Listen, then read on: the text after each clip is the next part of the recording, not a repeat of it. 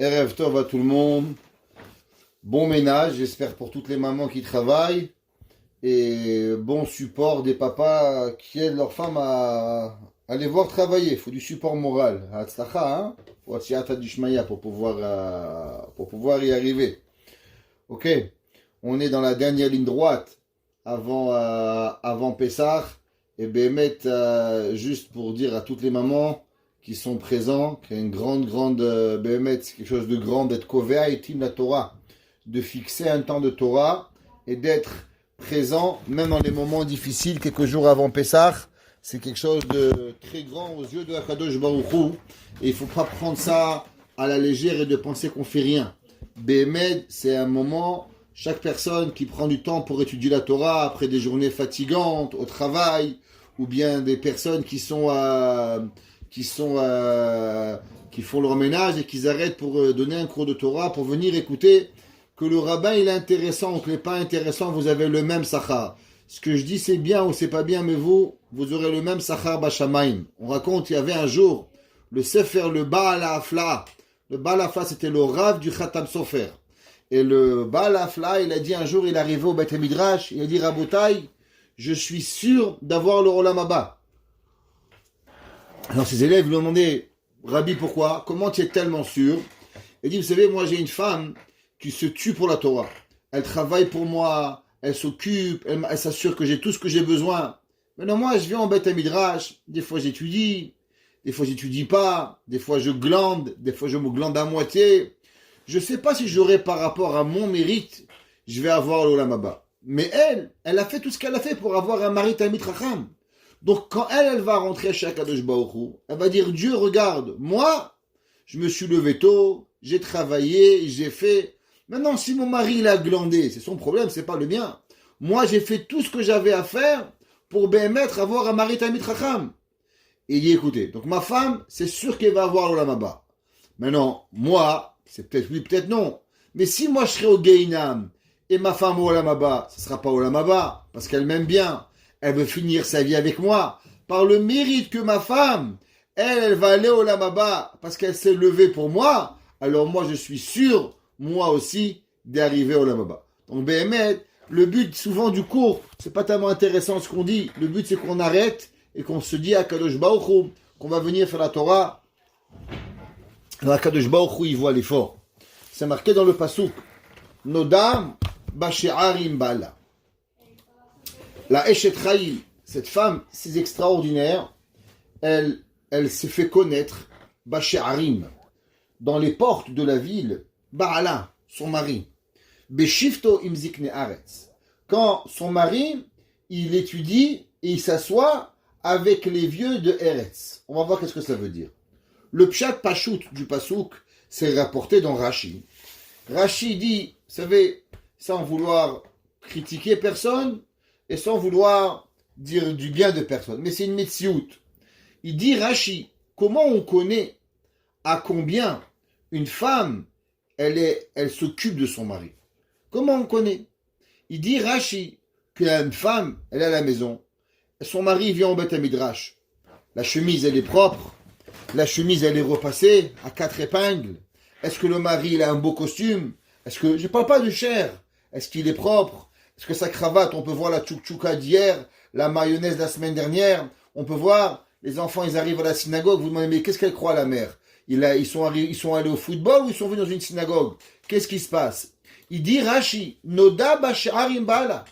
Une femme extraordinaire, une femme importante. Comment on reconnaît si c'est une femme de maison? Si on reconnaît si c'est une personne qui fait attention à son mari, à ses enfants, Basharim Bala. Quand son mari vient à la yeshiva, quand son mari vient au kollel, quand son mari vient à la synagogue, comment il est habillé? Est-ce que lui il est propre sur lui-même? Vous savez, souvent les hommes, ils n'ont pas ce toucher féminin que les femmes elles doivent avoir, la couleur de la cravate, les chaussures qui sont pas cirées. Qui c'est qui doit rappeler à son mari? Fais A, fais B, fais C. C'est pas qu'on est chas v'shalom des enfants. Loin de là. Et des hommes, ils sont très capables. Leur femme, elle sait même pas ni le costume bleu, ni le costume noir. Bon, Hachem, ils sont capables. D'autres, ils sont moins capables. Il dit Rashi qu'un homme, il est vu à travers le monde. Comment? Comment on connaît si la femme elle est chez Traïl? À travers Bashar Imbala. Comment son mari il est? Alors on peut savoir. Un homme qui est calme, c'est qu'à la maison c'est calme. On raconte mon arrière-grand-mère. Ouais, en bas de chez eux, ils avaient un policier qui vivait. Et des fois il était gentil, et des fois il était méchant. Alors ma arrière-grand-mère elle disait, hé, Yabim, monsieur le policier, qu'est-ce qui s'est passé? Tu t'es bagarré avec ta femme que t'es méchant aujourd'hui? S'il était gentil, et seulement que sa femme était gentille avec lui. S'il était méchant, alors ça veut dire que sa femme elle était méchante avec lui. Il dira Shinoda Bashar Imbala Nikar ou Ben Chaverav. Un homme, il est reconnu dans ses habits, comment ils sont beaux. Plus le mari, il est bien posé, le mari, il est bien habillé, et plus on va louanger sa femme. Beshivto imzik nearetz. La deuxième partie du pasuk, ça qu'on va parler ce soir, ce qu'on appelle Beshivto imzik nearetz, quand il est assis avec les anciens de Eretz. De quel Eretz on parle? De quelle terre on parle? Et si on parle d'Eretz Israël, alors pourquoi maintenant, depuis le début, on n'a pas parlé de Eretz Israël? On a vu que la femme est chez Traïl, elle va, elle coud, elle fait 1 million de choses, et pourtant, on n'a jamais parlé de l'importance de Eretz Israël. De quoi on parle maintenant de Eretz Israël? Avant d'avancer, on va lire et traduire un morceau du Zohar. Le Zohar à Kadosh, il se trouve dans la première partie, et le Zohar, il explique, comme on a expliqué souvent, que la Eshetraïl, c'est le rapport d'un Neshama avec Akadosh Baruch Hu. La Neshama, c'est féminine, Akadosh Baruch Hu, c'est masculin. Comme la Shechina, c'est féminin, et Akadosh Baruch Hu, c'est masculin. Pourquoi? Parce que la Shechina, Akadosh Baruch Hu, Kaviachol, c'est un rapport homme et femme, comme si qu'on est ensemble, on est amoureux l'un de l'autre, on se parle. La Shechina, c'est ce qu'on appelle la matrice de tous les âmes juives. Kaviachol, Akadosh Baruch Hu, il aime le Ham Israël, et le Ham Israël, il aime Akadosh Baruch Hu. Comme une femme, elle aime son mari, et comme son mari, il aime sa femme. Comme ça que c'est rapporté, mais dans le Ramban. Le Ramban, il écrit et il dit, qu'est-ce que c'est Be'emet, la Torah, elle dit l'otin af, pareil à Kadosh Baruch Hu dans Avodah Zarah, si le peuple juif, il fait l'idolâtrie, Akadosh Baruch Hu, il est jaloux, comme un homme qui est jaloux de sa femme. Si Dieu préserve une femme, elle tromperait son mari, alors la femme, le mari serait jaloux. Il dit à Kadosh Baruch Hu pareil, c'est quoi qui El Kana? Akadosh Baruch Hu, il est un Dieu jaloux. Il dit le Ramban, de la même façon qu'un mari. Il est jaloux si sa femme, elle irait ailleurs. Et bien pareil, Boré Olam, le Créateur, il est jaloux si le peuple juif, il irait ailleurs. Et il dit le Zohar, Bohur, viens et regarde. Akadosh Baruch Hu nit'ala bikaro. Akadosh Baruch Hu, il est monté. Vous savez que Akadosh Baruch Hu, la plus grande des merveilles du monde, est la chose la plus difficile à comprendre dans le monde. C'est comment Dieu, il existe et on ne le voit pas. Comment c'est possible que Hachem, il sait tout, mais il a un libre arbitre? Comment c'est possible que cette contradiction, que dans tout il y a Akadosh Baruch Hu, et pourtant Akadosh Baruch Hu, il est ressenti différemment dans certaines choses. On s'est marqué dans le Rambam, dans les Chodéot, comme Rabbi Nachman de Breslev, il explique, il dit comment comprendre cette différence dans Akadosh Baruch Hu. Rabbi Nachman dans une Torah, Nun Aleph, Maïm, Rabbi Nachman, il est dit clairement comment c'est possible qu'à la fin des temps, il y aura encore des différentes façons de connaître Dieu à partir du moment où on va tous revenir à Akadosh Baruch Hu, vers le Yichud Hashem, vers l'unité de Dieu, alors il devrait être impossible d'avoir différentes façons de voir Akadosh Baruch Hu et de percevoir Dieu. Pourtant, c'est un questionnement terrible et profond. Comment comprendre l'unité de Dieu? Pourtant, je ne vois pas Dieu. Pourtant, je ressens Dieu différemment. Et chacun de nous, il va percevoir Akadosh Baruch Hu différemment. Et il dit qu'on sait qu'on vit dans un monde qui s'appelle le Olam HaHastara. Qu'est-ce que ça veut dire le Olam HaHastara? Le Olam HaHastara, c'est le monde où on ne voit pas. Ça veut dire que souvent, et pas souvent, mais généralement à 99,999%, on ne voit pas Kadosh Baruch Hu de nos yeux. on voit certaines choses qui ne peuvent pas fonctionner si c'est pas Akadosh Baruch Hu qui les a fait marcher, mais pourtant, dire qu'on a vu Akadosh Baruch Hu, c'est juste impossible. C'est ce qu'on appelle que le monde, il vit dans un monde Béastara. Et cela, depuis le Zohar, il nous dit, depuis le premier jour de la création du monde. Et il dit, She'en ba'olam velo haya miyom shenivra olam mi sheyuchal la'amod ala chokhma shelo. Il faut savoir que depuis le moment où Akadosh Baruch Hu, il a créé le monde, alors Akadosh Baruch Hu, il a créé un principe aussi que on est séparés. Plus on s'éloigne de Dieu, et plus on se sépare de Akadosh Baruch Hu, et plus on perçoit moins Akadosh Baruch Hu. Plus on se rapproche de Dieu, de la création, et plus on peut comprendre Dieu. Et plus on recule, et moins il nous est possible de pouvoir concevoir véritablement le créateur du ciel, ce qu'on appelle le Yichud Hashem. À partir du moment où Akadosh Baruch Hu, il a créé le monde, et il a dû, quelque part, se rendre invisible à la création, parce que si le monde pouvait voir Akadosh Baruch Hu de ses propres yeux, alors automatiquement, on ne pourrait pas exister, on n'aurait pas de libre choix. Donc pour avoir le libre choix, Akadosh Baruch Hu, il a dû vivre dans un monde de ce qu'on appelle Béastara. Ça veut dire qu'Akadosh Baruch Hu, il est dans un monde caché. C'est la fameuse chanson que tout le monde connaît, Ve'afilu Béastara, et même quand Hachem tu ne le vois pas, Akadosh Baruch Hu Behemet, c'est là-bas qu'il est. Très souvent, même dans les malheurs, ce qui est une chose difficile, quand un homme il perd un membre de sa famille, eh ben, comment c'est possible qu'on voit Akadosh Baruch Hu, je souffre, comment Akadosh Baruch Hu, il peut être là, comment Akadosh Baruch Hu, qui m'aime, il peut véritablement arriver à me faire du mal. A priori, c'est pas du mal, mais on le perçoit comme cela. Il faut savoir que dans le monde, il n'y a personne qui peut comprendre Dieu. Si quelqu'un vous dit, je t'explique qu'est-ce que Dieu il veut, c'est déjà un menteur. On peut essayer de comprendre. Mais de dire, ça c'est la volonté de Dieu, qui tu es. Même Michael, Gabriel, Uriel, les plus grands malachim, ils peuvent pas. Moshe Rabbeinu, il comprenait pas Kadosh Baruch Hu. Il est impossible d'arriver à une certitude. On peut seulement se demander. Et on a seulement le droit, et c'est notre permission que nous avons dans la Torah, après qu'on a la Emouna de Akadosh Baruch Hu, qui est Behemet, la seule chose qu'on a le droit, c'est d'essayer d'avoir une certaine Havana, une compréhension de ce que Dieu il veut. Mais de dire que ça c'est la Havana d'Akadosh Baruch Hu, ça c'est purement impossible de pouvoir y arriver. Vaelonim omrim hashrina, il est mata. Et on sait que ceux qui sont en haut, ils disent que hashrina, ou les mata, que la présence divine, ce qu'on appelle, elle est en bas. Atchekol haelonim vetonim omrim, baruch kevod Hashem mimekomo. C'est pour ça que, qu'est-ce qu'on dit tous dans la Kedusha? Nagdishar venaharitzach, Kadosh, Kadosh, Kadosh, Adonai Tzvaot, Melo Kol Haaretz Kevodo. Et après on dit Baruch Kevod Adonai Mimekomo. C'est quoi cette bracha extraordinaire que nous disons Baruch Kevod Hashem Mimekomo? Il dit le Zohar que les malachim le disent, que tu sais où se trouve véritablement la présence divine d'Akadosh Baruch Hu, eh bien elle se situe ici-bas, dans le monde. Pourquoi? Mishum Shelonoda, V'lo Mishechol Ha'amod Bo. Parce que personne ne peut avoir cette compréhension de la gloire d'Akadosh Baruch Hu. Et demande le Zohar, Ve'ata Omer, Noda Ba'She'arim Ba'ala, que tu sais où est Akadosh Baruch Hu, c'est qui Ba'ala?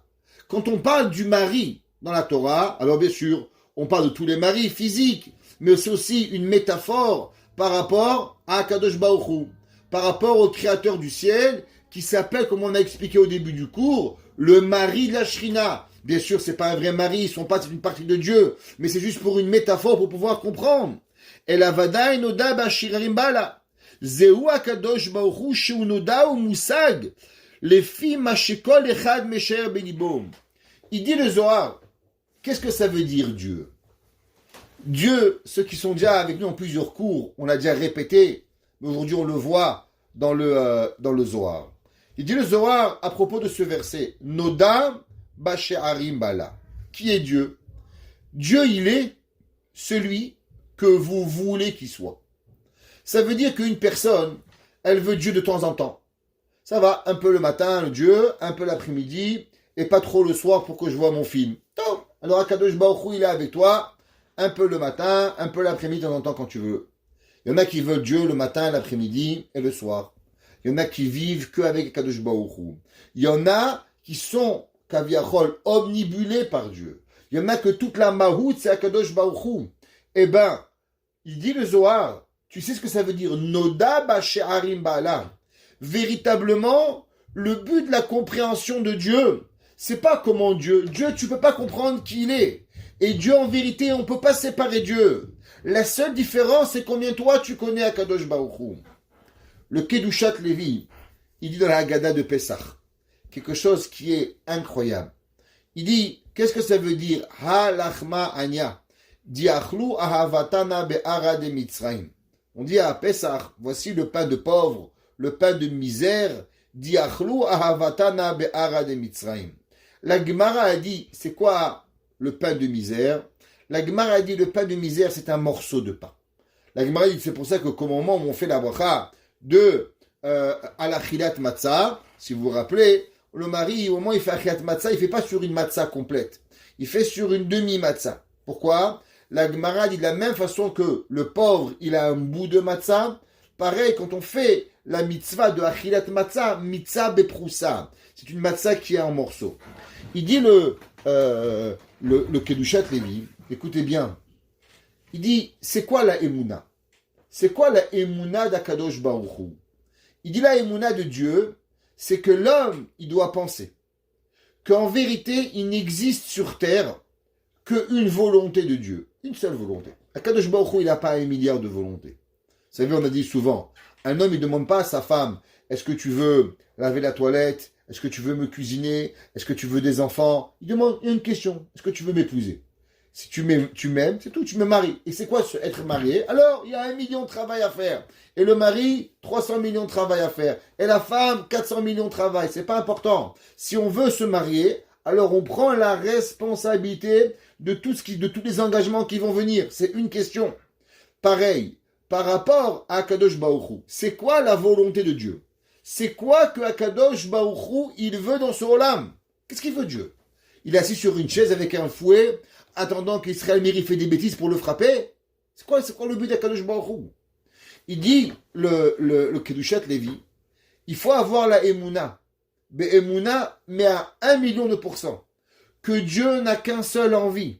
C'est seulement de venir et faire du tov au peuple juif. Et que Akadosh Baruch Hu, il n'est heureux que seulement au moment où il est métive, il fait du bien aux juifs. Et que toute sa volonté, et qu'Aviachol, si Hachem, il dormirait, et il se réveillerait le matin, et ben il ouvrirait les yeux, il dirait, à qui je peux faire du bien? Toute sa mahout, toute sa volonté de Dieu, c'est de faire du chesed au Ham Israël. Et il dit que toute personne qui a cette compréhension de l'humanité, que Akadosh Baruch Hu n'a qu'une seule envie, c'est de faire du bien au peuple juif, alors toutes les personnes qui penseront cela, ils pourront demander à Dieu ce qu'ils veulent, et Akadosh Baruch Hu accédera à leur prière. Ça veut dire un homme, il vient et dit à Akadosh Baruch Hu, tu veux bien guérir monsieur Untel? Je lui dis, il n'y a pas de problème. Combien tu penses que j'ai envie de guérir monsieur Untel? Si tu ne penses pas vraiment que je veux le guérir, je ne te réponds pas. Mais plus tu penses qu'en vérité, de la même façon que toi, tu as envie que je le guérisse, mais tu n'as même pas une idée à combien moi je veux le guérir. Pour pouvoir demander une prière, il faut que je sois absolument convaincu que Akadosh Baruch Hu n'a pas d'autre joie que seulement de faire du bien. Et il dit quel rapport avec Halachmania? Il dit ben c'est simple. Halachmania c'est un morceau de matzah. Il dit pourquoi le peuple juif en Égypte, ils n'arrivaient pas à avoir des miracles? À cause que le peuple juif n'avait seulement des morceaux de Emouna. On sait que, comment elle s'appelle la matzah? La matzah, elle s'appelle le pain de la Emouna. La matzah, elle représente la Emouna. Plus la personne, elle a une Emouna complète, et plus il peut demander à Kadosh Baruch Hu. C'est pour ça qu'on sait que le soir de Pessah, c'est dit le Zohar, c'est marqué dans le Harizal, que veut dire le mot Pessah? Pessah, la bouche qui parle. Qu'est-ce que ça veut dire? C'est le moment où on peut tout demander. Pourquoi on peut tout demander? À cause que véritablement, à Pessah, notre émouna, elle est complète. Plus la personne, elle peut venir et elle peut, elle a rempli son cœur de émouna, que Dieu n'a cette volonté, et plus Bémet Akadosh Baruch Hu il veut. Et c'est ça toute la émouna. La émouna, c'est qu'une seule chose. C'est qu'on doit penser que Dieu, il a la volonté, véritablement, de pouvoir faire du bien. Mais cette volonté et cette émouna, elle dépend de chacun. Il dit le Zohar, qu'est-ce que ça veut dire Noda Basharim Bala? Il y a une femme, son mari, elle envoie à la synagogue. Écoutez, Mechila de vous dire ça, mais c'est la vérité et je les vois. Ils arrivent à la synagogue, ils ont une chemise, elle tient tout seule. Elle est crado. Bon, qu'est-ce que tu veux? Je suis pas en train de critiquer, mais je peux seulement vous dire que c'est honteux. Une personne, elle arrive comme ça, mais comment ton mari, tu le sortir? Je laisserai pas ma femme sortir comme ça aussi sale. Alors, comment tu te comportes avec ton mari? Eh ben, il sort de la maison. Il y a un homme, il arrive, tip-top, le chapeau nettoyé, ça va faire attention à lui. Ça veut dire que la façon comment tu connais Dieu, eh ben, c'est la façon que tu parles Dieu. Tu veux savoir qui est Dieu? Eh ben, faut se demander combien toi tu comprends Dieu. Noda Basharim Bala. De la même façon que ton mari, on le connaît. Par rapport quand il arrive à la synagogue, s'il est propre, s'il est sale, s'il est souriant, s'il pue, s'il sent bon, s'il ressemble à un Ben Adam. Quand tes enfants ils arrivent, est-ce qu'ils pensent qu'on est dans une synagogue ou dans un terrain de football? Ou bien on est en train de détruire au passage? Qu'est-ce qui se passe? Eh ben, Akadosh Baruch Hu, c'est pareil. Tu veux savoir à combien Akadosh Baruch Hu est dans ta vie, dit le Zohar? Noda Bashe'arim Bala. Eh ben ça va dépendre seulement de toi. Combien toi tu veux voir Akadosh Baruch Hu? Et dit chez Kol Echad Meshaer Belibo, Kefi Shiyuchal Asik Beruach HaChochma. Plus la personne y réfléchit, et il va traquer sa tête, il va avancer à pouvoir comprendre l'intelligence de la création du monde, alors il comprendra Dieu. Ou les filles Meshaer Belibo, Kel Noda Belibo, ou Mishum Ze Katuv Noda Be'ashari. Dainu Bashiurim. Il dit le Zohar, qu'est-ce que ça veut dire She'arim? She'arim veut dire des portes. Il dit le Zohar, ici, le mot She'arim veut pas dire Behemet des portes, mais ici ça veut dire Shi'ur, une mesure. Noda Bashiurim. Tu veux connaître Dieu? Eh ben c'est par rapport à combien toi tu connais Dieu. Un jour on a demandé à un Rav, Rabbi, combien elle vaut une mitzvah? Il lui a dit la mitzvah elle vaut le prix que tu lui donnes. Qu'est-ce que ça veut dire? Si un jour, toi, tous les jours, tu vas étudier la Gemara, tiens un rabbin, tiens un chiot de Torah, ton copain dit, allez, David, on va au café, c'est bon, allez. Quoi, tu arrêtes un cours de Torah pour un café d'$1? Ça veut dire que ton cours de Torah, il vaut $1.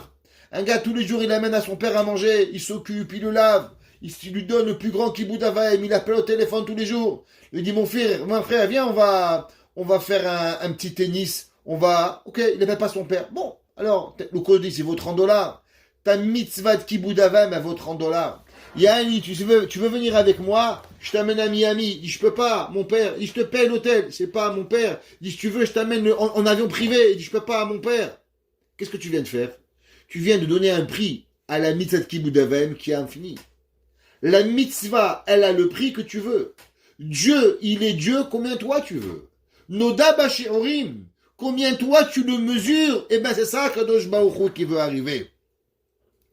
Aval she'enoda karaoui en mi sheyuchal ha'asig ve'edat oto. Et dit mais il faut savoir que aussi grand que tu pourras comprendre Dieu, ça sera seulement par rapport à ta capacité.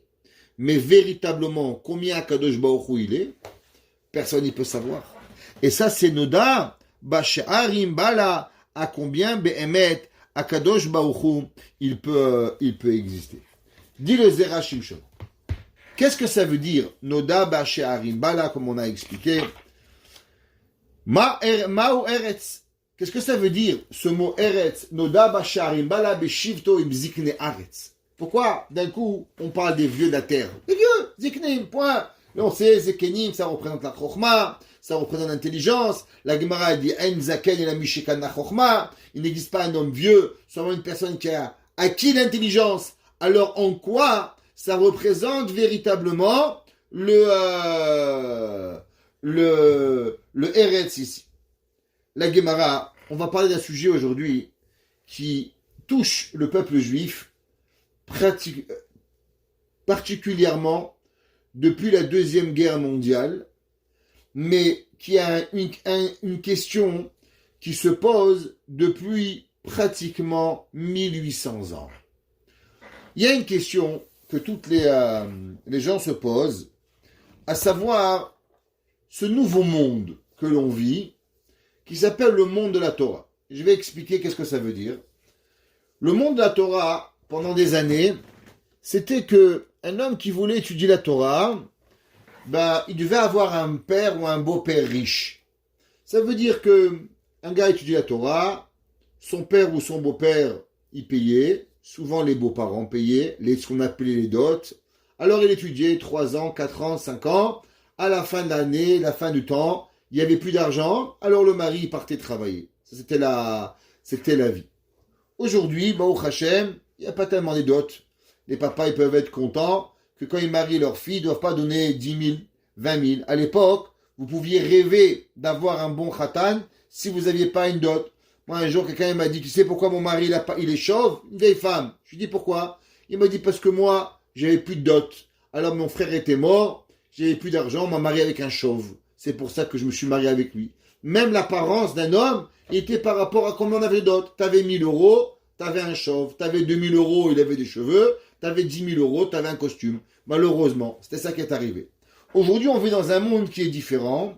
Aujourd'hui, on vit dans un monde où le mari, il étudie, dans le monde de la Torah, et la femme, elle prend la responsabilité financière.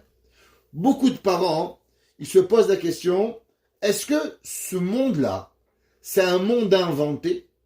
C'est un monde qui existe?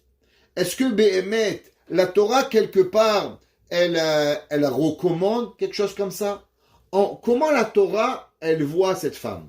Est-ce que cette femme-là, elle est une femme battue? Une femme qu'on abuse? Mskena, la pauvre femme, son mari, il est assis sur une chaise et elle est en train de travailler. Comment la Torah, elle perçoit ce rôle-là? Beaucoup de monde associe ce monde de Torah, qu'on pourrait dire que la femme travaille pour que le mari va étudier la Torah. Ils associent ce monde-là au monde du Chazon Ish. Il faut savoir qu'après la Deuxième Guerre mondiale, celui qui a énormément fait pour que les hommes reviennent à la Torah, il n'y avait plus de Bachou Yeshiva, il n'y avait plus rien, c'est vraiment le Chazon Ish qui a recréé en Israël en tout cas le monde de la Torah. En Amérique du Nord, celui qui a recréé la Torah du monde que l'on connaît, c'est ni plus ni moins Rav Aaron Kotler. Rav Aaron Kotler, le fondateur de la Yeshiva de l'Ekoud, à son temps, n'était pas aussi grande et prestigieuse que maintenant, mais c'est lui qui va recréer un monde de Torah. Et ce monde de Torah, il s'est créé en parallèle avec un accord entre le monde de la Torah des Yeshiva et les séminaires. À savoir qu'on allait éduquer les femmes à devoir aller travailler pour leur mari. On va se poser une bonne fois la question, est-ce que ce monde est un monde qui est hypocrite? Est-ce que c'est un monde qui est légitime? Un monde de louanges? C'est quoi ce monde? Venons, on se pose une bonne fois la question, c'est quoi Béhémet? Quel est le regard de la Torah par rapport à ça? On a fait un jour une émission sur Torah Box avec cela, par rapport à Rabbin dans la cité, et on va ici en redébattre clairement, c'est quoi ce que la Torah, elle parle de cela. La Gemara, dans le 7e Pérec de Yoma, la Gemara, dans la page 72b, la Gemara dit Yirat Hashem Tehora Omedet Laad. La crainte de Dieu, Tehora, pure, alors Omedet Laad, elle va rester à tout jamais. Qu'est-ce que ça veut dire? Vivre, étudier la crainte de Dieu d'un monde pur, alors elle va exister à tout jamais. La Gemara, elle nous ramène.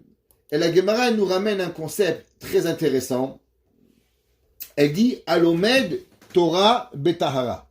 La Gemara, elle dit c'est celui qui étudie la Torah avec pureté. Qu'est-ce que ça veut dire étudier la Torah avec pureté? Alors pour pouvoir comprendre cela, le Zera Shimshon, il a dans Parashat Shemini, il a un concept qu'il va expliquer et que on va débattre aujourd'hui. Ce concept, il est aussi rapporté dans le Chida, dans le Sefer Petach Enaim. Et ça, je vais prendre quelques secondes pour expliquer. Il y avait un jour le roi David Amelech. Qui ne connaît pas David Amelech? David Amelech, il était un jour, il a voulu construire le temple. Quand il a voulu construire le temple, alors, il a découvert un puits qui s'appelait Shittin. C'était quoi Shittin? Shittin, c'était le puits où Akadosh Baruch Hu, il avait littéralement mis toute l'abîme du monde pour pouvoir y arriver. Et dans cet abîme du monde, au moment où on a découvert cet abîme-là, alors il y avait le monde qui était en train de se détruire, et David Amelech, il est venu, et il a demandé, est-ce qu'on a le droit de fermer ce trou? Comment ce trou était à fermer? Il fallait écrire le nom d'Akadosh Baruch Hu, Yudke Vavke, et ce nom de Yudke Vavke, il allait s'éteindre avec au moment où il va toucher l'eau, et l'abîme, il va s'éteindre. Il a dit David Amelech, celui qui connaît, est-ce que nous avons le droit d'effacer le nom de Dieu ou pas? S'il ne dit pas, il va être tué. À l'époque de David Amelech, il y avait deux hommes qui étaient géants en Torah. Un, il s'appelait Doeg Adomi, et un, il s'appelait Achitophel. La Gemara dit que Achitophel, il a dit, si déjà, pour faire la paix entre un mari et sa femme, quand une femme elle est sota, que son mari doute, est-ce qu'elle a trompé, on a le droit d'effacer le nom de Dieu. À plus forte raison, au moment où Béhémet, on est en train de sauver le monde entier, qu'on a le droit de faire la paix dans le monde. Alors on a écrit ce nom. La Gemara dit qu'à la fin, Doeg Achitophel, il va être tué. La Gemara dit pourquoi il va être tué. La Gemara dit parce que comme David Amelech il avait maudit, même une malédiction à condition, elle va de nouveau exister. Le Chida il dit je comprends pas. Doeg Adomi et Achitophel étaient deux géants de la Torah. Comment c'est possible que la Torah, elle les a pas protégés? La Gemara, elle dit, quelle différence il y a entre une bougie et le feu? C'est marqué Kiner mitzvah ve Torah or. La mitzvah, elle est comme une bougie. La Torah, elle est comme une lumière. La Gemara dit, quelle différence entre une bougie et la lumière? La Gemara dit, parce qu'une bougie, tant elle brûle, elle protège. La lumière, elle protège tout le temps. Et la Gemara dit que la Torah, elle protège l'homme à chaque moment de sa vie. Il demande le Chida, je comprends pas. Tu veux m'expliquer comment c'est possible que la Torah de Achitophel, elle ne l'a pas protégé? Il dit le Chida, à cause que véritablement, Achitophel, il n'étudiait pas l'Ishma. Il n'étudiait pas pour Dieu. Et puisqu'il n'étudiait pas pour Dieu, alors automatiquement, la Torah, elle ne lui a pas aidé. Mais sur ça, il y a une grande question que tout le monde demande. Vous savez, la Gemara, elle dit, Mitor shelo lishma, balishma. Quand un homme, au début, il va à l'école, où il dit, tu vas venir étudier juste pour Dieu, sans récompense, qui va étudier? Personne. Même le Rambam, dans Shmone Prakim, il écrit et il dit le Rambam, qu'une personne, comment on apprend la Torah aux enfants? On leur dit, tu vas devenir rabbin, tu vas voir, c'est beau. On leur raconte un peu des histoires, comme si que le rabbin il va être riche et que tout le monde va venir chez toi et tu auras du kavod. Ouais, et l'enfant il va étudier la Torah. Et après, il aime tellement la Torah, il oublie tout. Il sent goût avec Akadosh Baruch Hu. Il est prêt à prendre toutes les hontes du monde, rien que pour apprendre la Torah. Ishtabar Shemolahad. Ouais, à combien la Torah elle est belle. Alors, qu'est-ce qui s'est passé? Pourquoi Doeg et Achitophel, eux ils ont étudié la Torah, ils avaient peut-être pas l'envie d'étudier. Mais pourquoi ça ne s'est pas transformé chez eux l'envie par la suite d'étudier la Torah? Il dit le Zera Shimshon dans Parashat Tazria, vous regarderez là-bas, dans le mot Yud, là-bas il dit que la raison pourquoi Doeg et Achitophel, vous savez pourquoi ils ne sont pas réussis que la Torah, elle leur donne du lishma, à cause qu'ils n'ont pas étudié Betahara. Ils n'ont pas étudié la Torah avec pureté. Et qu'est-ce que ça veut dire d'étudier la Torah avec pureté? Et la Gemara dit que tout celui qui étudie la Torah avec Yirat Hashem, la Torah, elle va lui rester à tout jamais. Il va avoir une spéciale Siyata d'Ishmaya. Il va avoir une aide particulière du ciel. Et la Gemara, elle demande, Ok. Et comment on a cette aide? C'est quoi? Comment c'est possible d'arriver à avoir un homme qui étudie avec Tahara? On parle pas que le gars il habite à Paris. On parle pas qu'il habite à Manhattan. Ouais. On parle le gars il habite à Souria, Pumpedita. Il habite à Yerushalayim. La Gemara demande comment on peut étudier Betahara. Le Yetzirara il est fort. Comment c'est possible? La Gemara a dit Nose Isha vehakach lomet Torah. La Gemara a dit, tu sais, marie-toi et après étudie la Torah. Pourquoi il faut d'abord se marier? À cause qu'on a un principe dans la Torah. Le principe, il s'appelle Pat Bessalo. Pas qu'il est, ça veut dire quoi Pat Bessalo? Pat Bessalo, ça veut dire du pain dans sa pochette. La Gemara a dit qu'un homme qui a n'importe quoi, quand il a quelque chose chez lui, il a moins envie de l'autre. L'autre, il a un Yetzirara seulement et uniquement quand l'autre, il peut pas l'avoir. Mais si lui, il sait qu'il peut l'avoir, il n'y a pas. Exemple, la Gemara a dit, pourquoi un homme, il ne peut pas faire yichoud avec la voisine? La voisine est toujours assourde. Alors c'est toujours interdit. Pourquoi quand ta femme, elle est nida, tu peux être dans la même maison avec ta femme? C'est assourd. C'est autant grave que, Shalom, une femme étrangère, tomber avec sa famille nida. C'est quoi le problème? C'est quoi la permission? La Gemara a dit non, pas de Bessalo. Pourquoi? Demain, elle va lui être permise, sa femme. Donc, puisque demain ou après-demain, c'est pas important, elle va lui être permise, elle lui a été permis, et elle va lui être permis demain, automatiquement, il n'y a pas de yichoud. La Gemara a dit, un homme, s'il a la tête, elle est très loéda, il peut pas étudier. Mais quand un homme, il est marié, alors, Baruch Hashem, il sait quelqu'un qui l'aime à la maison, il sait qu'il veut partager sa vie avec elle, automatiquement, le Yetzirara, il est beaucoup moindre. On voit combien Rav Ovadia Yosef, par contre, par exemple, était très contre le mouvement Ashkenaz de marier les enfants très tard. Il dit, mais comment? La Gemara a dit, Halomet Torah betahara. La Gemara a dit qu'il faut étudier la Torah avec pureté. Un bachor de 24, 25 ans, comment il peut étudier avec pureté? C'est impossible. La Torah, elle oblige de marier avec pureté. Marier jeune les enfants, pas attendre. 20 ans, yalla, mazal tov. S'il trouve, bien sûr. Faut pas traîner. Pourquoi? À cause que la personne, il peut pas avoir siyata du shmaya s'il n'y a pas be'emet la Torah qui est là. Pourtant, la Gemara dans Masechet Kiddushin, la Gemara dans Kiddushin, page 29, B, la Gemara dit comme ça, Tanura Banan, l'ilmod velisa isha, ou l'ilmod Torah v'haka isa isha. La Gemara a dit, un homme, qu'est-ce qu'il doit faire? Est-ce qu'un homme, il doit d'abord se marier, ou un homme, d'abord, il doit, comment on appelle ça? Il doit étudier. Qu'est-ce qu'il fait? La Gemara a dit, Yilmod Torah, v'hakar isa isha. La Gemara a dit, non, d'abord étudie la Torah, après tu te maries. A priori, c'est une contradiction. D'un côté, on a dit que d'abord on se marie avant d'étudier la Torah. Et d'autre côté, la Gemara dans Masechet Kiddushin a dit, non, d'abord tu étudies la Torah, et après tu vas te marier. La Gemara dit, Ve'im yefshar lo belo isha, isa isha hakar yilmod Torah. La Gemara dit, mais si tu peux pas, et que tu es un peu faible, alors marie-toi, et après étudie la Torah.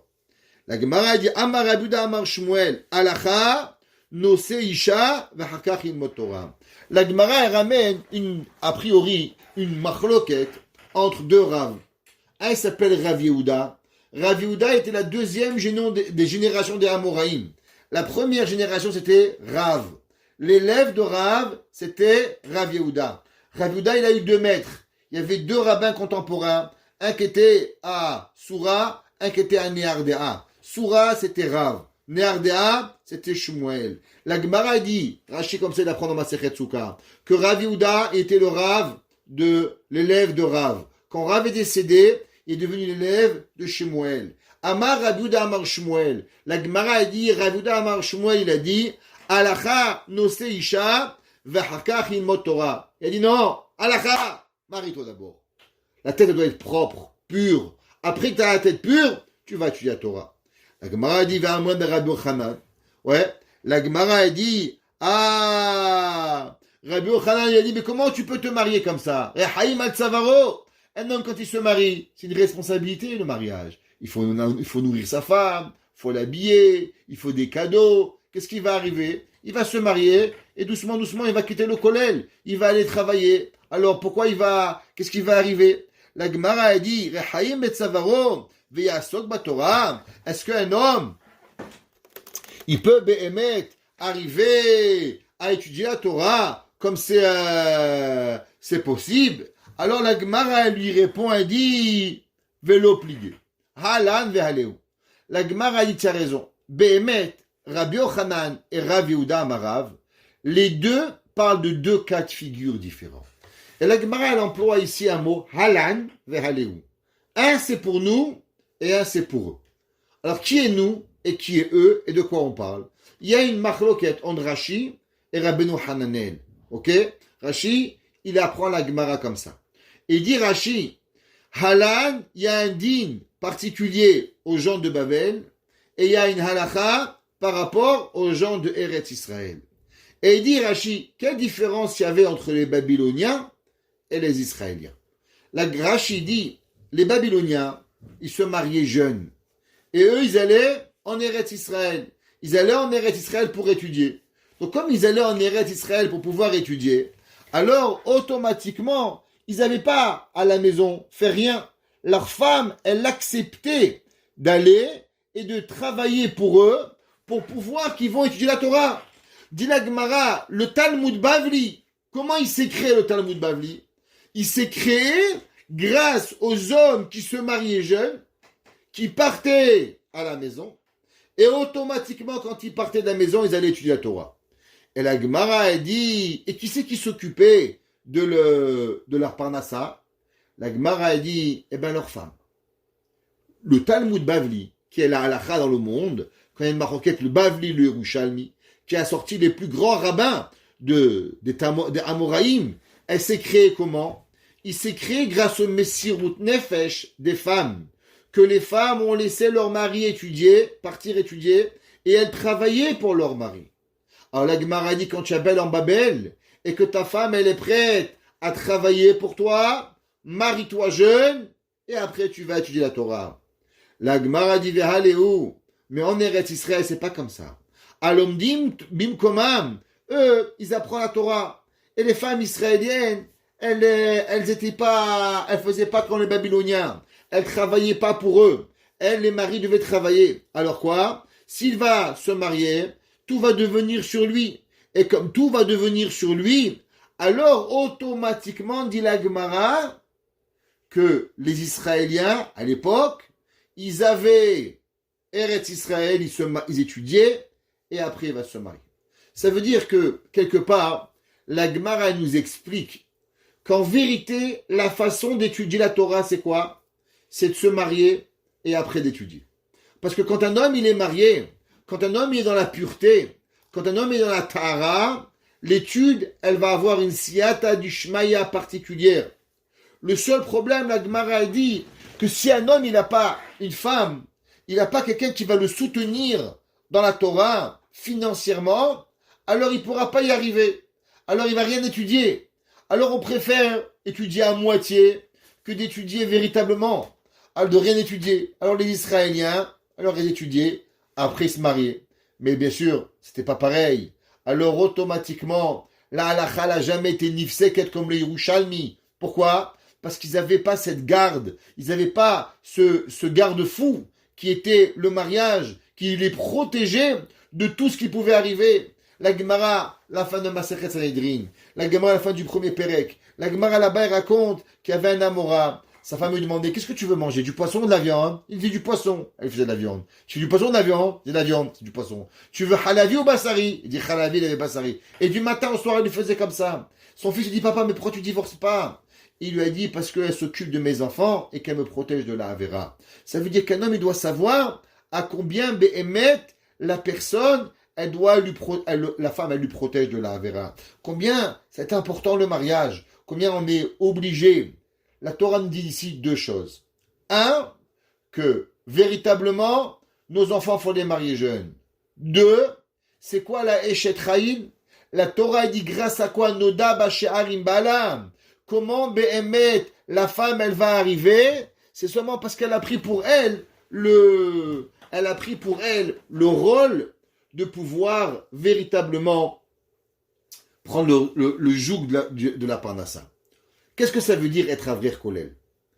Beaucoup de personnes y pensent, on est avrir kolel, bon mais attention, chas v'shalom que je manque quelque chose, faut que je sois avrer, faut que j'ai une maison, pas n'importe quelle maison, faut que j'ai des meubles, blainara, pas de prise unique, pas de je sais pas où, il faut avoir les meilleures qualités de meubles, que vous et moi, après 25 ans de mariage, on n'a toujours pas. Mais il faut qu'ils ont la première année de mariage, il faut qu'ils ont un 4x4, il faut qu'ils ont une voiture, il faut qu'ils ont, et un 3 carats, et les bijoux, je t'embarque chez mon lahad. C'est pas un avrir kolel, madame, tu veux tout avoir, et monsieur, chas v'shalom, qui perd une vacance ou qui perd quelque chose. La Torah a dit, viens, je t'explique, qu'est-ce que ça veut dire avoir une Eshet Chayil. La Gemara a dit que, vous savez, à l'époque, il y avait quelque chose de particulier qui était très important. C'était les cadeaux que le mari devait donner à la femme. Vous savez, il y a encore aujourd'hui, à LA, Los Angeles, là-bas, il y a les Iraniens. Les Iraniens, chez eux, l'argent, je vous dis pas. Et quand ils se marient, le mari doit arriver avec minimum, pas maximum, $100,000 de bijoux. $100,000. Je n'invente pas le chiffre, c'est des filles qui m'ont dit, Rabbi, on ne trouve pas à se marier à cause que nos parents, ils ne laissent pas rentrer le khatan à la maison s'il n'a pas $100,000 de bijoux. Un jour, j'ai rencontré une femme, Mama, je pense, c'est une Eshet Chayil. Une femme, elle a rencontré un garçon de Montréal, et ce garçon-là était loin d'avoir $100,000, et sa fiancée, vraiment, elle avait confiance en lui. Alors, il a dit, mais d'où tu veux que je te trouve $100,000? La fiancée, elle est allée, elle a payé, elle avait de l'argent de côté, elle a payé ses propres bijoux, et elle a donné à son fiancé, et dit, voilà, tu vas rentrer à la maison, et tu vas dire, c'est toi qui me les as offerts. Et il lui a offert des diamants, des perles. Et jusqu'à présent, personne n'est au courant que c'est la fille elle-même qui avait payé ses propres bijoux.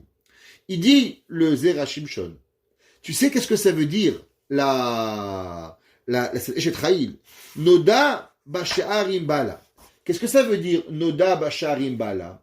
Il dit que cette femme-là, elle aime tellement la Torah, elle veut tellement arriver à ce que son mari étudie la Torah, alors que même les bijoux qui sont normalement importants pour une fille, mais elle est mévater et tout, elle est mévater le kara, elle est mévater la bague en or, elle est mévater les boucles d'oreilles, elle est tout mévater, elle veut rien. Share marbadim astala. Il dit, qu'est-ce qu'on a vu dans le verset avant? Le verset avant, vous vous rappelez, dans le pasuk Kav Gimel, c'est marqué marbadim astala. Elle a fait pour elle-même. Pourquoi tu fais pour toi-même? Depuis quand elle pense à elle, cette femme-là?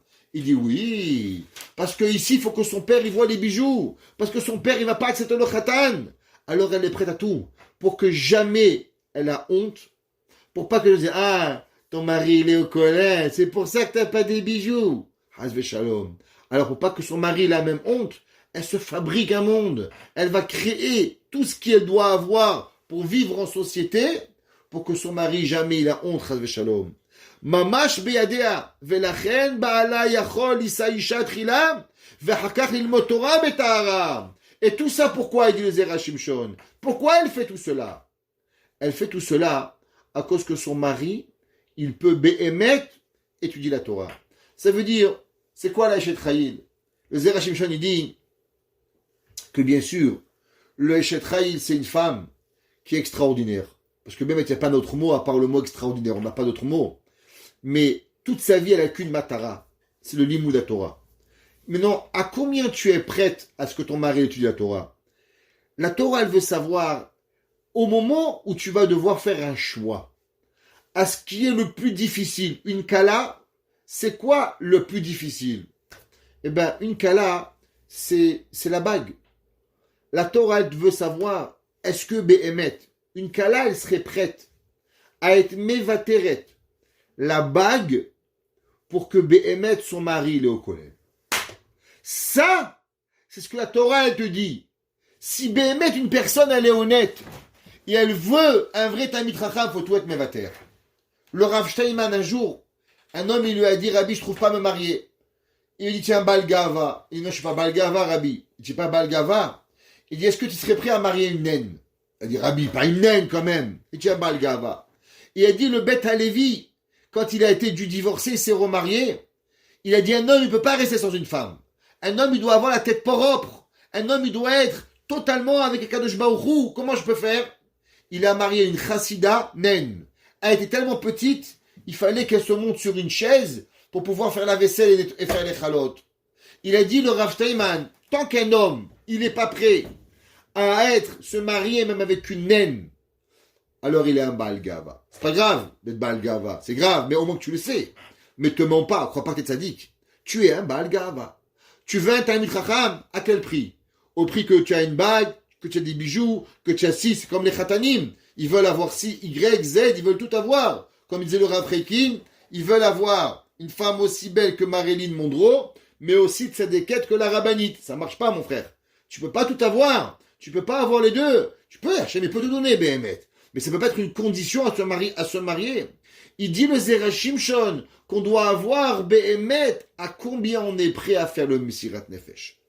Et il dit que, ou basé, Torato ta'amod lo la'ad veye noda b'she'arim. Si une personne, il se marie avec ce genre de femme, que cette femme, elle est extraordinaire, que la Torah, elle est tout pour lui, comme on a ramené au début du cours avec le Baal Afla'a, que la femme, elle dit, moi, je vais aller au Lamaba, parce que moi, je donne tout à mon mari, moi, j'ai pas de problème. Alors, chez Tiye, Torato, chez Goura, Bepiv, Afilu, Beshivto, Imzikne Haaretz. Alors, une femme qui a ces concepts-là, c'est pas important où elle habite.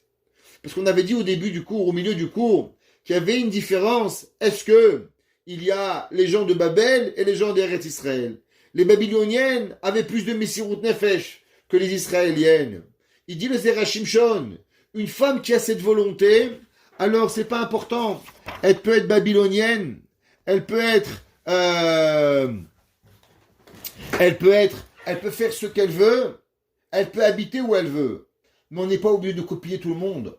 On n'est pas obligé, pas parce qu'on habite à Outremont, alors on doit avoir Y, et c'est pas parce qu'on habite à Côte-Saint-Luc qu'on doit avoir X. La Torah, elle te dit, Noda b'she'arim bala, beshivto imzikne haaretz. Ça veut dire que le but, c'est d'habiter en Eretz Israël, d'étudier la Torah. C'est là-bas la grande Torah à l'époque. Mais pour cela, il fallait habiter en Babel. Et que les Babyloniennes prenaient sur eux cette responsabilité de la Parnassa, alors ils envoyaient leur mari. Il dit le Zerachim Shon, mais une femme d'une intégrité pure, elle peut habiter en Eretz Israël et elle peut faire pareil. Mais comment on arrive à faire pareil? On arrive à faire pareil seulement si on ne regarde pas la société qui est autour de nous. Parce que si véritablement on regarde ce que les gens y font, alors on peut pas y arriver. Il y avait un jour, j'ai lu une histoire incroyable, je pense que je vous l'ai déjà raconté, une histoire d'une femme qui est décédée, et que quand elle est décédée, alors l'histoire elle a été publiée. Elle avait un mari, le mari il adorait les livres de Torah, c'est une maladie, croyez-moi, je connais cette maladie, mais c'est une bonne maladie, Baruch Hashem. Ils aiment beaucoup acheter des livres. C'est ceux qui ont, c'est pas comme moi j'ai pas beaucoup. Il y en a qui ont beaucoup, ils aiment beaucoup de livres. Alors le mari, il aimait beaucoup les livres de Torah, et un jour, sa femme, elle voit plus que le mari rentre à la maison avec des livres de Torah. Il voit avec un petit livre. Alors elle lui demande, pourquoi tu n'as plus de livres? Et tu sais, Baruch Hashem, on a reçu notre 3e enfant, et avant, j'avais, Baruch Hashem, de quoi acheter tous les mois des livres de Torah. Aujourd'hui, nous n'avons plus assez d'argent. Alors, ça c'est pas, on peut pas arriver à avoir les livres de Torah et nourrir nos enfants. Ah, elle a dit ok. Donc, la femme elle a rien dit. Quelque temps après, le Mocher Sfarim, il passe, il dit alors Reb Shimon, il dit oui. Il dit voilà, j'ai quelqu'un qui m'a donné d'argent pour toi et qui m'a dit que tu peux venir prendre des livres. Oh, le mari il prend des livres et comme ça dure pendant 1 an. 1 an toujours, il rentre et la femme elle dit rien, elle est contente, je t'embarque chez moi là, le mari il a des livres et comme ça il commence à créer une collection de livres, je t'embarque chez moi là. Et malheureusement, à l'âge de 26-27 ans, je me rappelle plus, cette femme est décédée. Et le jour où elle est décédée, le vendeur de livres, il rentre à la il dit, je voudrais être Menachem Avel, mais je veux raconter une histoire. Il dit, oui, laquelle? Il dit, ben voilà, vous voyez cette belle bibliothèque de livres qui est ici, je veux juste vous dire d'où elle vient. Cette bibliothèque, elle vient de la bague de mariage de cette madame. Il dit, voilà, il y a 1 an, la femme est venue me voir en me disant que son mari n'achetait plus de livres de Torah. Et ça lui faisait de la peine que dans la maison, il n'y avait pas assez de livres. Alors elle m'a demandé, est-ce qu'elle peut prendre, si elle pouvait prendre comment on appelle ça, sa bague, et remplacer avec un zircon. Et que la valeur de la bague, elle donnerait à son mari tous les livres qu'il voudrait. Alors, le monsieur a dit, madame, on ne peut pas faire cela. Et elle a dit, c'est mon plaisir. Mon plaisir, c'est que mon mari. Alors j'ai changé sa bague, et je lui ai mis un zircon, et son mari ne sait même pas. Et que tous les livres que vous voyez dans la maison, ils sont le diamant de la madame. Noda b'she'arim bala. Ça veut dire, la Torah, elle n'existe qu'à travers un effort. Si on ne fait pas d'effort, on ne peut pas recevoir la Torah. La Torah n'existe pas si elle ne vient pas avec un effort. Si on veut se rappeler de quelque chose, pourquoi un enfant, il aime sa maman plus que son papa? La Gemara dit, Kabel tavicha vetimecha. Pourquoi la Torah, elle te dit qu'il faut honorer ton père et après ta mère? Parce que normalement, l'enfant, il respecte plus sa mère que son père. Ishimo ve'aviv tiraou. Un homme, il craint plus son père que sa mère. Mais kavod plus. Pourquoi un homme, il aime plus sa mère que son père? C'est une réalité, ça. Vous mentez pas, monsieur et mesdames. La réponse, elle est simple, c'est marqué dans les Sfarim. Combien de fois le papa, il se réveille au milieu de la nuit pour nourrir le bébé? Combien de fois le papa lui change la couche? Combien de fois le papa, il a des attentions particulières aux enfants? 100 000 fois moins que la maman. La maman, elle s'occupe 100 000 fois plus. Alors l'enfant, il aime sa maman 100 000 fois plus. C'est pas compliqué à comprendre, ça. C'est la réalité des choses. La Torah, c'est pareil. Tu veux que la Torah, elle vienne chez toi? À combien tu es Moser Nefesh, la Torah? À combien, toi, tu vas faire un effort à la Torah? Il arrive Pessah, il arrive Matzah, il arrive Maror. À combien, Behemet, on est capable de faire pour accomplir les mitzvot? Plus on a la Messirut Nefesh, et plus on redonne. On a dit au nom du Zohar au début du cours, Noda Basharim Bala, Noda Bashiurim. À combien on connaît par rapport à la mesure? À combien toi c'est intéressant la Torah? À combien tu mesures la Torah? Alors à combien la Torah vient chez toi? Tu veux que la Torah elle pénètre dans tes entrailles? À combien toi tu la laisses pénétrer? À combien toi, véritablement, tu arrives à pouvoir venir? Et laissez-moi vous finir avec une histoire incroyable que j'ai écoutée de 2 frères. Il y avait un jour 2 frères bijoutiers qui arrivent, et il y a un monsieur et une femme qui rentrent dans la bijouterie. Et 45 ans à peu près. Le monsieur le regarde, il dit, oui, qu'est-ce que je peux faire pour vous? Il dit, ben voilà, nous marions notre fils. Alors le monsieur, Mazatov, il dit, qu'est-ce que je peux faire pour vous? Qu'est-ce que vous voulez voir? Il dit, voilà, non, on veut rien voir, mais ma femme, elle a un diamant. Et ce que je lui avais acheté quand j'étais khatan, mes parents étaient un peu aisés, j'avais une belle bague. Aujourd'hui, je marie mes enfants, et nous n'avons pas d'argent. Et nous ne voulons pas arriver au mariage d'une façon déshonorante. Alors ma femme, elle est prête à vendre son diamant pour pouvoir marier nos enfants. Alors combien vous pouvez nous acheter notre diamant? Alors le monsieur, il dit, ben, je sais pas, ça c'est mon frère qui s'occupe. Alors le frère, il arrive et il demande, il prend le diamant, il regarde, et en même temps qu'il regarde, il demande, qu'est-ce que vous allez faire comme mariage? Qu'est-ce que vous allez faire par-ci? Qu'est-ce que vous allez faire par-là? Combien vous avez besoin? Et tout en regardant, soi-disant, combien il regarde le diamant. À la fin, il dit, ben voilà, en vérité, on a besoin X montant d'argent. Le frère va dans la boutique derrière, et bien sûr, en lui demandant qu'est-ce qu'il faisait, et le monsieur lui raconte comme quoi il étudie la Torah, et qu'ils vivent d'une très simplicité, et que toute leur vie elle a été autour de la Torah, et qu'ils ont toujours fait tout, de s'assurer de payer les mosdot de Torah, de payer les endroits d'étudier la Torah, et de vivre comme des bonnes personnes. Alors le monsieur il vient, il dit, ok, laissez-moi voir. Alors il arrive avec la somme exacte qu'il avait posée pour le mariage. Alors il lui donne, il dit voilà, ça c'est la somme que vous avez. Alors la femme, elle enlève la bague et elle part. Je lui dis, madame, vous avez oublié quelque chose. Il lui dit quoi? Il dit, mais vous avez oublié votre bague. Il lui a dit, mais j'ai reçu de l'argent en échange. Il lui a dit, non madame, une bague d'une femme ne s'échange pas. Mais la seule chose que vous pouvez, c'est que vous pouvez me laisser participer à la mitzvah d'extraordinaire d'aider la Torah. Et on l'a interrogé, ce monsieur, et il avait même dit plus. Il avait dit, s'il vous plaît, rendez-moi un service. Quand vous marierez votre deuxième enfant, revenez me voir. Et si j'ai la possibilité, alors je vous aiderai encore plus. Et le bijoutier, on l'avait un jour interrogé, et il avait dit, je n'ai jamais vu souvent dans ma vie une maman qui est prête à donner sa bague. C'est tout ce qu'elle a. Une maman qui est prête à donner sa bague, c'est qu'elle a déjà tout donné. On donne, c'est la dernière limite qu'on donne. Ça veut dire que quand on arrive à ce geste, on n'a qu'un seul mot, c'est Messirut Nefesh. Quand on est dans la Messirut Nefesh totale, alors Akadosh Baruch Hu nous donne des kochot.